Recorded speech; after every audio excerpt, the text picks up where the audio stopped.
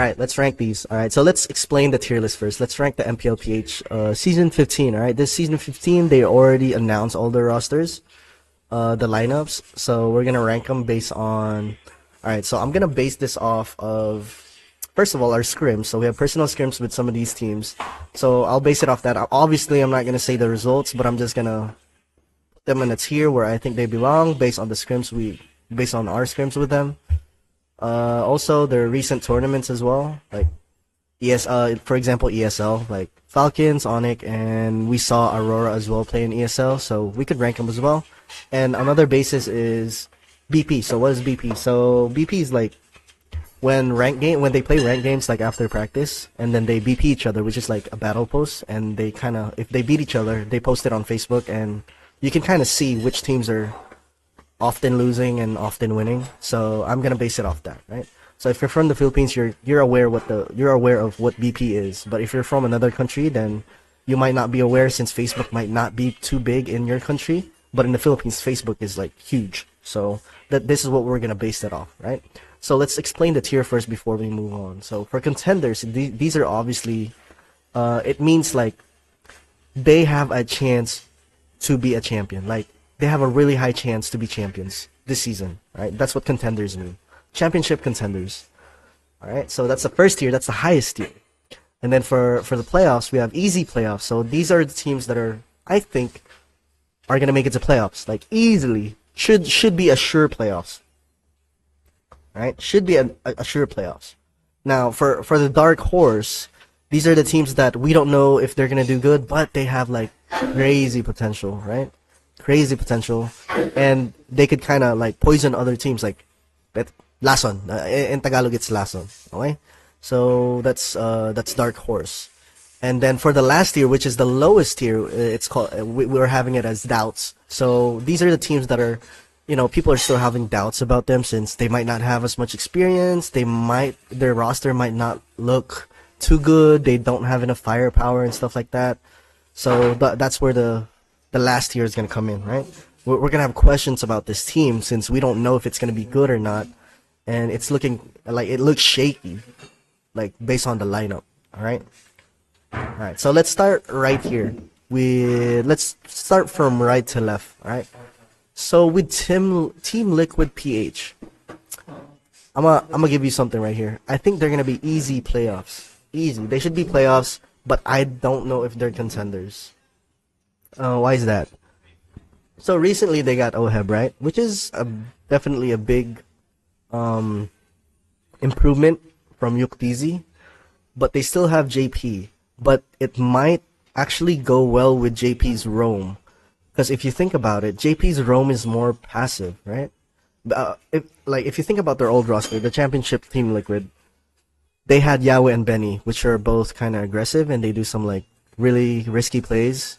Whereas when they ended up not having Yahweh anymore and they ended up changing to JP, the roamer ended up being like a little too passive for Benny's liking, I guess, or for the team's liking in general. Because I know Sanji and Sanford are super aggressive as well.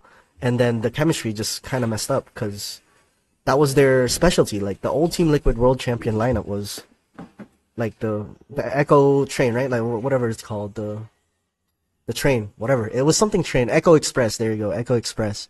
Because they were going for team fights, and they had X factors like Yahweh's risky plays, Benny Cutie's risky plays, and as soon as Yahweh left, it was not the same anymore, because the playstyle changed. JP's playstyle is completely different.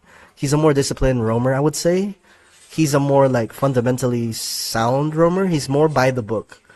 And then I think it fits OHEB quite better, since OHEB, if you know OHEB from Blacklist, he's a type of gold laner where he kind of needs to rely a lot on his roam. He's not really like a laning monster, I'd say.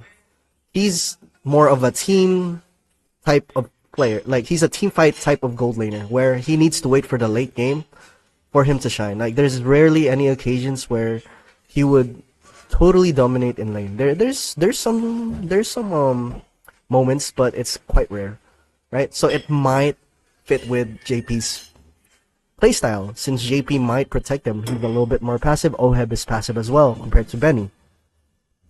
So yeah, that's my opinion. And Carl right now, he's not like, I will be honest, Carl is not in his best form, I would say. I've seen him play better, in my opinion. Sanji and Sanford are still good, so that's why they're not contenders in my opinion. Alright? So let's go to the next one. Aurora. I don't think they're gonna be contenders, but yes, they got grand finals last season, but they're looking shaky right now. They're so inconsistent. Like they lose to Team Falcon and RQ Hoshi, and then the next day they beat Falcons PH. They beat who else did they beat? Evo's Holy, and they beat Onic. Was it Evo's Holy and Onic? Yeah, something like that. Like, I don't understand them. They're so inconsistent. They need to do something about it. I don't know if their draft keeps changing every game, but it doesn't seem like it. It seems like it's a player thing. Is it on stage? Because in the international stage, they struggle. If you notice in M6 and ESL, as soon as they got into the offline tournament in the international stage, they started struggling. And they're kind of inconsistent, I'm not gonna lie. So, Aurora, I think even Team Liquid PH might be stronger than Aurora. I'm gonna be honest with you. Just because they're inconsistent in their recent tournaments lately. I mean, they would have to, like, prove in the, they should have done better in the ESL if they wanted to be contenders, I would say. If they did good in the ESL, I would put them in contenders. But since they did quite, I wouldn't say bad, it's just they were late to get points. So I guess they'll just get, like, pretty easy playoffs. This is a playoff team, right? So next, we have TNC, alright. So for TNC, it's either between Dark Horse and Doubts, alright? So they had a good pickup on Zyda and Yahweh, which are good. Obviously, Yahweh is not the same level as before when he was at his prime at Echo, but he's still he's still good. As for Zyda, he's a good pickup. He's definitely a good pickup. But if you guys didn't know, there was a recent article where it showed that Kyle TZ was actually trying out for TNC. I think Kyle TZ would have been a better pickup than Zyda in my opinion. But Zyda's not too bad. Alright, so it's still pretty good. Yahweh, Kyle TZ would have been crazy if that was, if the tryout, at least. If Kyle TZ passed the tryout. I don't know if he backed out or passed the tryout, or if failed the tryouts. But I saw an article about it where Kyle tried out for TNC, and that's why people saw him at the boot camp on Doggy's stream. So anyways, I think they're lacking experience on the gold lane. The XP lane is just alright. It's not super good, not bad. XP lane is just alright, both Lord JM and 3 more. As for the mage, they have who do they have? Lancey. He's not too bad as well. He's pretty decent to be honest, but I think he might lack hero pool from what I can remember. I'm not sure about now. It's been a while since I've seen him play, so but yeah, their roamer and their jungle combo is pretty good, and I would say they would be lacking in experience at the gold lane. That's it. The gold lane. They need some more firepower in the gold lane. Kozen has been in the MPL before, but the problem is he hasn't played like a lot of like on the official matches. He's usually benched, and if he does play on official matches, they usually lose. There's a lot of losing, right? Because Kozen was MDL last season, and I don't even think they won a game last season with Kozen for the MDL team. I'm not sure. I don't remember. Was he MDL last season? No, he was already MPL last season. Sorry. Yeah, he was MPL. He was MDL 2 seasons ago. MDL, yeah, and then MPL last season. But TNC still got 8th place. So I think they're gonna be a dark horse. This could be a good thing. I think it's an improvement though compared to their last season. So they're definitely on the right track, I would say, for TNC. Now for the next one, we have Omega, right? I think Omega is gonna be like higher than TNC, I'd say. Yeah, they're gonna be a dark horse as well, in my opinion. They're not gonna be easy playoffs. In my opinion, I've been seeing a lot of you know how Yoshinu is now in Smart Omega, and I don't know for some reason Chaknu's not playing in the BPs that I'm seeing on Facebook at least. I'm not sure if he's gonna play or what, but this is my guess. If they play with Chaknu, they're gonna be good.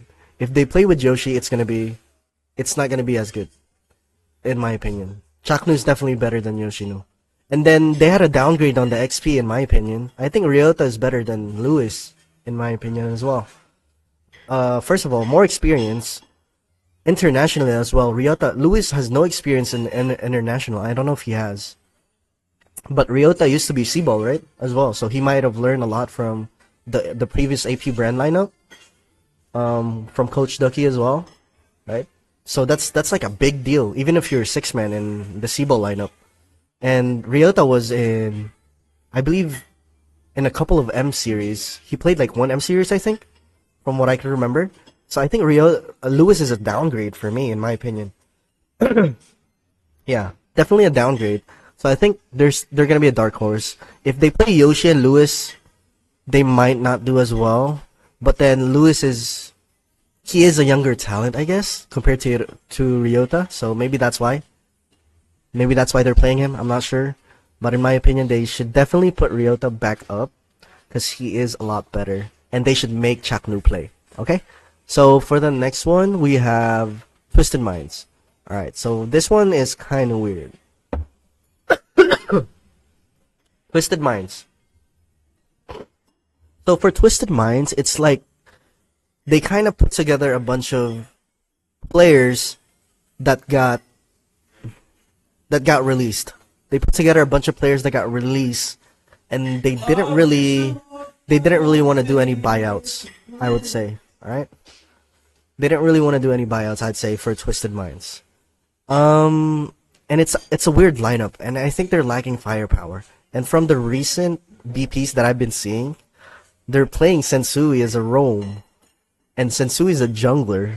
So I don't even know if this is gonna be good. I have really like high doubts on them, because they're shaky, man. They are shaky. We already saw their blacklist lineup, right? I think MP the King is alright. Very good shot caller. Haji is just okay. It's not the prime Haji anymore. He's just alright. Who else do they have? I don't even know where they got their 6-man from. Jamal. I know he's an RG kind of guy. I don't know how they decided that he's gonna be the 6-man, because I saw an article that it's Haji's cousin.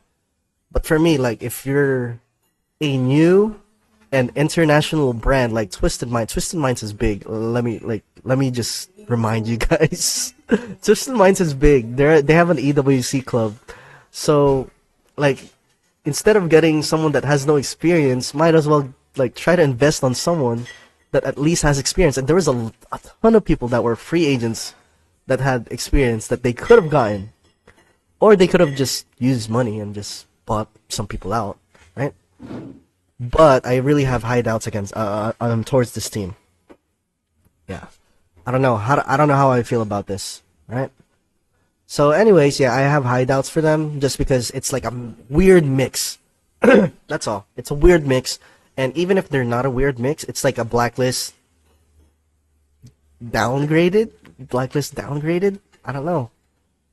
Yeah, that's what I'm seeing. Anyways, next we have, alright, let's go with the obvious. Let's go Onic first. Onic, obviously, contenders. I don't have to say much about this. They won the recent ESL. They're still good. They're still strong.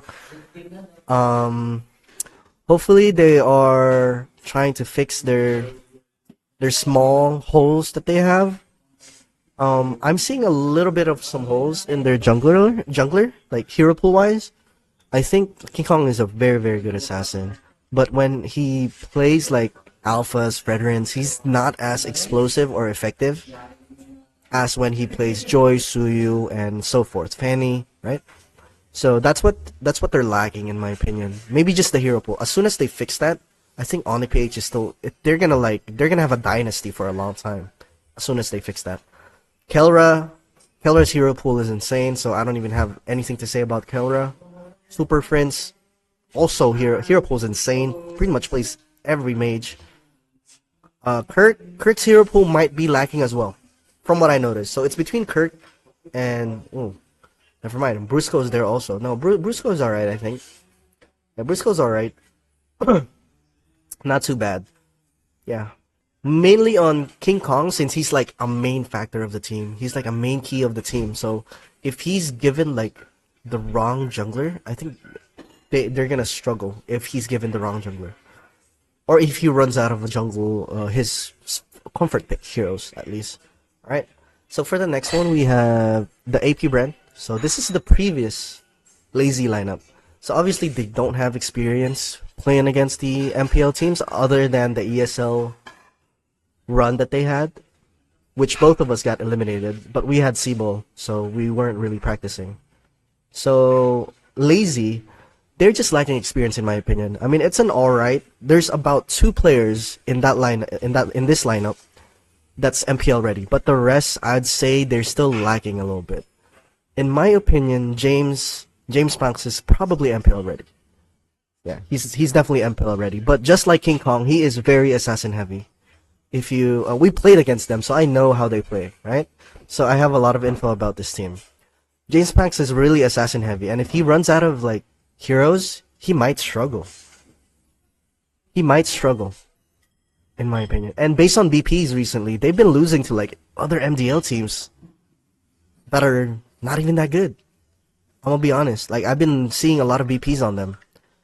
Battle posts on Facebook. So, like I said before the video started, I'm basing it off that as well. And, yeah, only like 2 solid MPL ready. James and Shizu, I think, are MPL ready. Shizu has been in the MPL before, but that was in Malaysia. But I think he's MPL ready in PH as well. He's pretty decent. But the rest needs a little bit of work. Maybe a little bit more confidence and a little bit more, how you say this? More conviction in their playstyle or in their gameplay. Like Shovskirt and Kekedat. Mainly Kekedat, I think. He's a little too passive, and if he does play in the MPL PH, I think he would struggle against a bunch of these roamers that are that have like aura, some type of aura, like Ogwen, Yawi, stuff like Chaknu, right?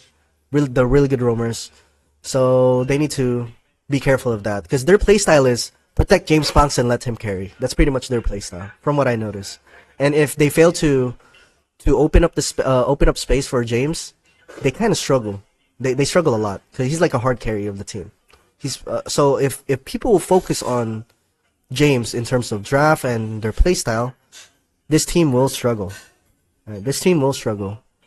But hopefully they could. They have Coach Shizye, which is a good friend of mine actually. He's a very good coach. They have Coach Pakbet as well. He's also very good, a lot of experience, right?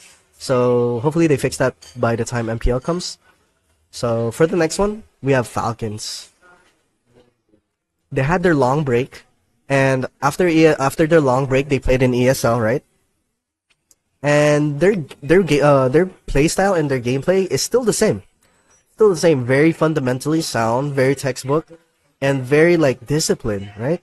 I mean, obviously it's not the prime AP.Bren, Falcons AP.Bren, but they're getting there again. Like now they're just starting to grind again, because the ESL tournament, it was just they came back from a long break, so it's gonna take them time to kind of get the engines rolling, right?